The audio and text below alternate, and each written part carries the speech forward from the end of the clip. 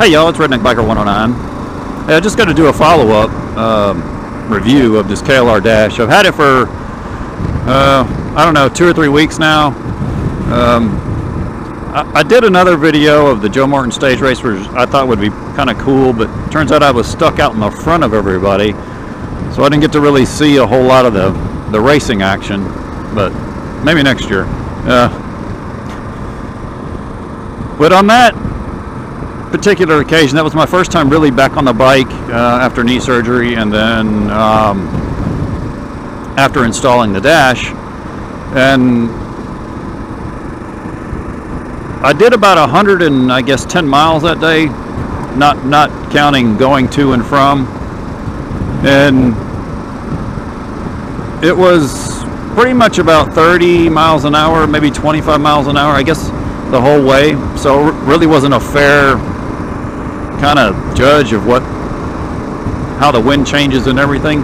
I will tell you that I'm really happy with it so far. I'm doing about 55 miles an hour right now, and I don't have any wind hitting the top of my helmet like I used to.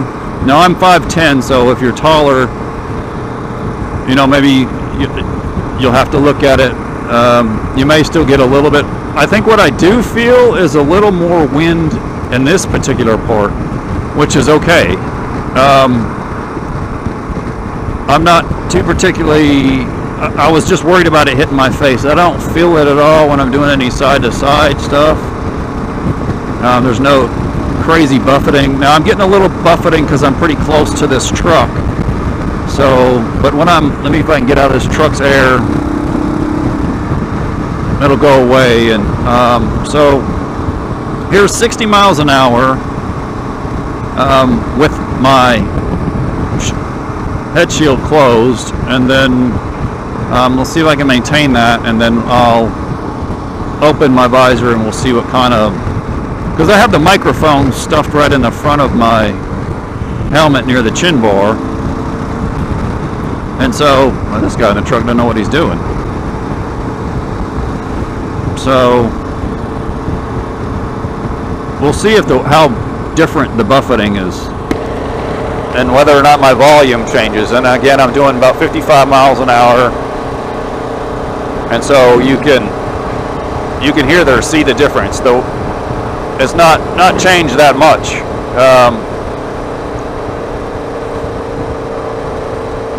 So I think for my purposes the KLR Dash does a great job, and it's on its highest setting. I can adjust it down 2 levels, and of course now you'll hear a little bit of difference in the microphone, but that's because I'm not moving forward. But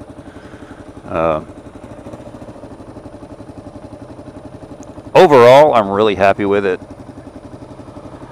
It puts the windshield at a much taller position for me, and for me I'm looking a little bit, depending on, you know, some of the turns, I'm looking through the actual windscreen now, which I guess is both good and bad. Now I can sit a little taller, I suppose, and see and look over it, but I really don't need to. I mean, the zero gravity is so good that it works well, and that the windshield I have is a zero gravity Sport Touring, which is the tallest of the zero gravity shields. So what I might do is just throw my stock windshield on there and see what it's like too, because that thing's a little bit more upright. It's shorter, I mean, but now it's summer, so you don't really need all that mess.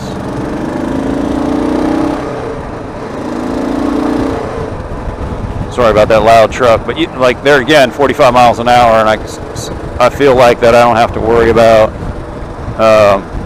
the wind noise too much. There's just motorcycles all over today, and you know, I'm cutting through town, so the wind noise is probably a little bit less.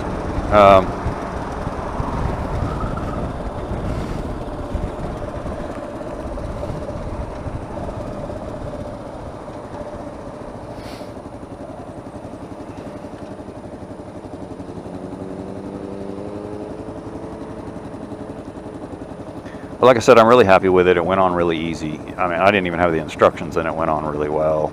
I will also have to give a big shout out to Lonnie at KLR Dash. He saw the first video, and then unsolicited, he sent me a piece of the trim that I'm missing, and I'll show you what I did with that, and I'll insert that here somewhere. The first video was me putting together the KLR Dash. And one of the things that kind of bothered me was the nuts, and that they weren't black. So I looked everywhere that I could look, and I couldn't find any that were black. So I ended up spray painting them, and this is, well, they're just spray painted right now to this piece of cardboard. So I just, thankfully I had some spray paint on hand, and I just spray painted them black. So when I reinstall them here in just a few minutes, they'll be black, and then I won't be bothered by it. Also in the first video, I guess there was a piece of trim that I was missing from the kit, and so I was contacted by Lonnie from KLR Dash. I don't know whether he's the owner or designer or what, but that would be my guess. So what was missing was this little trim piece, and I'm guessing you could probably use this in two different places. You could use it on top of the dash, which when it's mounted correctly, this would be a buffer kind of between this part of the windshield and the upper dash. Or you could also use it in the lower piece on the windshield, which is where I'm using it, which is, as you can see, I've already got it on, it's right there. I mean, it just kind of gives it more of a finished look too. And then one thing that I noticed, and I've only ridden my bike about 120 miles since I put it on. And I'll do a full review on what I think about the dash here. Well, I guess that's what's in this video. So I'll do a full, you're watching the full review now. And so it just, kind of a perspective of what it looks like. It just fits on there just like that. There's a little bit of extra on each edge. So if maybe your dash is a little bit wider, or pardon me, your windshield is a little bit wider, you'll have a little extra. So that's how it fits on. It just stays on there by friction, and it works well, and then it won't rub the dash plate that you've got, or like your stock windshield, or whatever it is that you've left on there. So it just gives it a real nice and finished look. That's what it looks like. He sent me two, which was really nice. And that goes a long way with me. I mean, he contacted me unsolicited. I didn't. He just said that he noticed I was missing a piece, and he said if I would contact him by email that he would send it to me. And sure enough, 3 days later, this shows up in the email, and pardon me, in my mail, and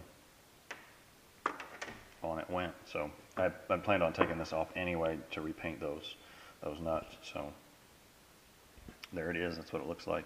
So appreciate you watching the review, and I hope that you find it informative.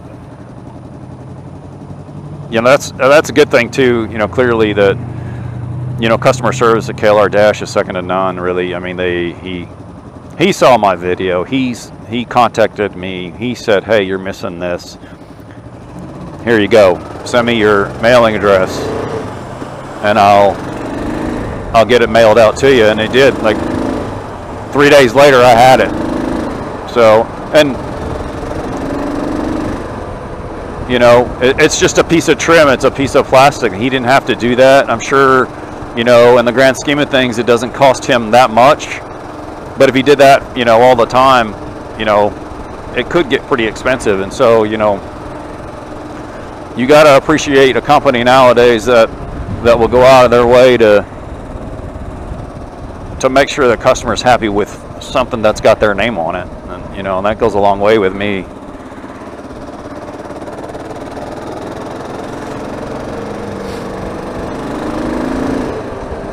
So Lonnie, I appreciate that. Thanks. I hope you sell a lot of these dashes, man. I think they're worth it.